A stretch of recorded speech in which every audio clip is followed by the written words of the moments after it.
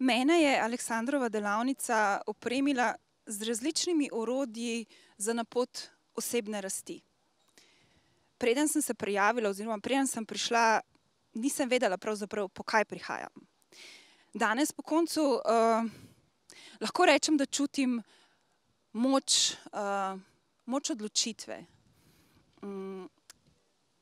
Kaj se bo dogajalo s časom, v kaj se bo to razvilo, bomo videli, ampak mislim, da od danes naprej bom bolje skrbela zase. In tudi zavedanje, da do zdaj nisem, je nekako prišlo do mene te dni.